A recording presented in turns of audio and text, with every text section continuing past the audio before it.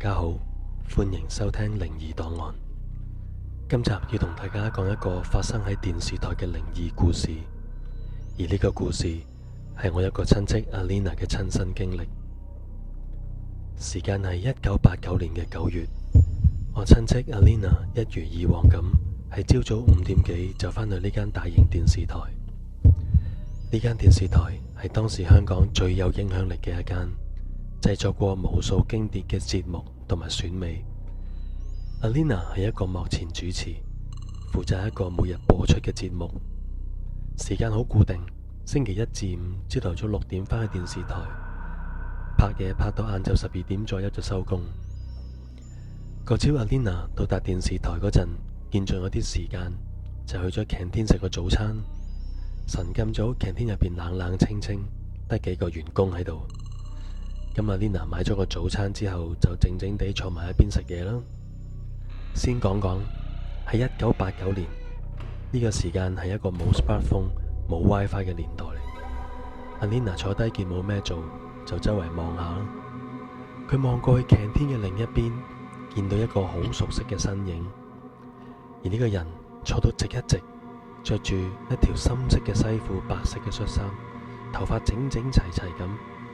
雖然佢耷低頭，好似喺度睇緊啲稿咁，但係阿 Lina 一睇就睇得出呢個係當時紅極一時嘅金牌司儀阿 Ken。阿 Ken 當時係電視台嘅台柱嚟嘅，主持過無數大 show、港姐啊、慈善 show 啊、直播節目，全部都有佢份。佢把聲都可以話係無數觀眾嘅集體回憶啊！阿 Lina 當時係心諗，真係抵你紅嘅。尋晚11點幾先做完直播，落完妝食完嘢，返到屋企都要2、3點啦。而家6點幾你又返到嚟，真係勤力。佢望住阿 Ken， 見到一路都係同一個動作，耷低頭好似讀緊稿咁樣。咁阿 Lina 都費事過去騷擾佢啦，咁啊冇諗太多，食完早餐就去化妝間準備就拍攝嘅工作。入到化妝間，阿 Lina 坐低同化妝師阿 May 吹水啦，咁就提到咯，喂阿 May， 阿 Ken 真係好搏噶，尋晚咁夜收工，今朝6點幾喺 canteen 又見到佢係咪準備啲咩大 show？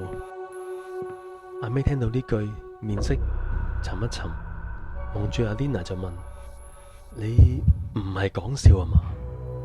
阿 Lina 覺得莫名其妙啦，我心諗喺 canteen 見到同事有咩咁好笑呢？咁啊笑笑口咁答啊，真噶，canteen 得幾個人，阿 Ken 嘅身形髮型點會認錯啊？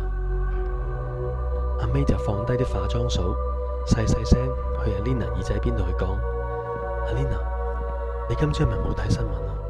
阿 Ken 尋晚凌晨喺沙田好幾條樓死咗。阿 Lina 一聽，佢仲以為阿 May 喺度講笑，就學翻佢講笑咁講。咁你又唔係講笑係嘛？但阿 May 一臉嚴肅咁樣，完全唔似講笑。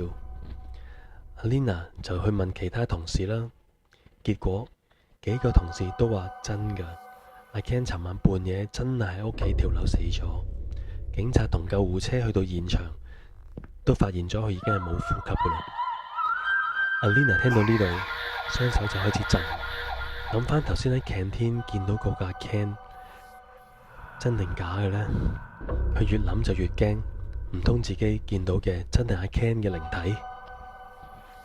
喺嗰日拍攝嘅時候，阿 Lina 完全係心緒不寧，個腦入邊淨係得嗰個喺 canteen 嘅畫面。佢諗下諗下，都覺得當時嗰個阿 Ken 有啲古怪，因為佢全程都冇乜點喐過，甚至連佢坐個位嘅燈光都好似暗咗啲咁樣。阿 Lina 越諗就越覺得毛骨悚然，覺得自己可能真係遇到靈體。不過為咗唔想影響其他人嘅工作情緒，阿 Lina 當日就唔敢同其他一齊拍攝嘅藝人講。不過慢慢坊間就開始有好多關於阿 Ken 嘅靈異傳聞，其中傳得最多嘅就係關於佢生前個屋企嘅傳聞。話說阿 Ken 過身之後，佢喺沙田嘅單位租咗俾一個新嘅住客啦，而呢個住客搬咗入去冇幾耐，就開始覺得怪事連連啦。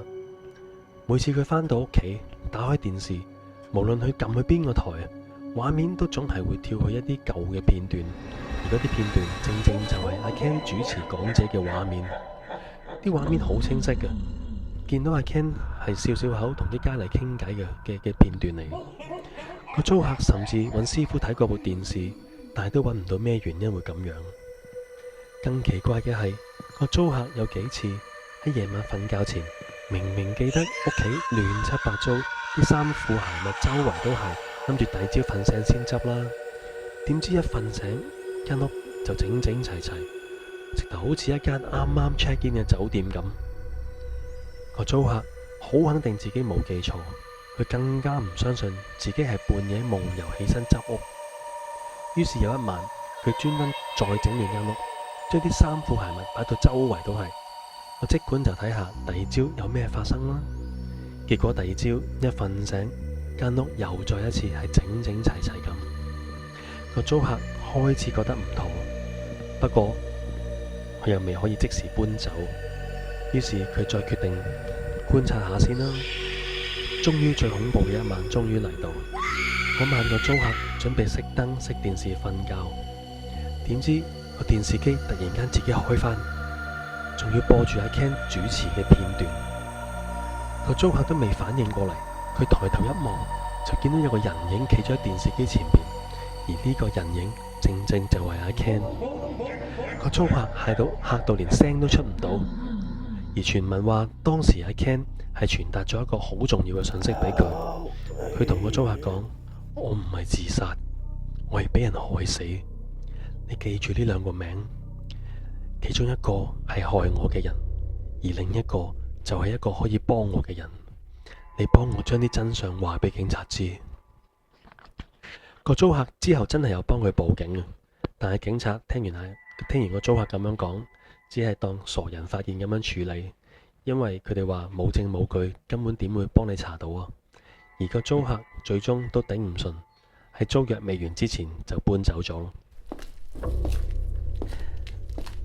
講返阿 Lina， 佢之後有一段好長嘅時間都唔敢一個人留喺 canteen。雖然佢之後冇再見到阿 Ken， 但係佢每次經過 canteen 都會不其然諗返起呢位金牌司儀。阿 Ken 死之後嘅怪事，其實係令好多人懷疑呢個真相唔係咁簡單。有人話阿 Ken 嘅鬼魂一路停留喺人間，係因為佢死得太冤枉，想揾人幫佢報仇。而當年坊間亦都有傳聞啊，話阿 Ken 係因為賭債搞到走投無路，先至跳樓。不過真相係點，可能永遠都冇人知。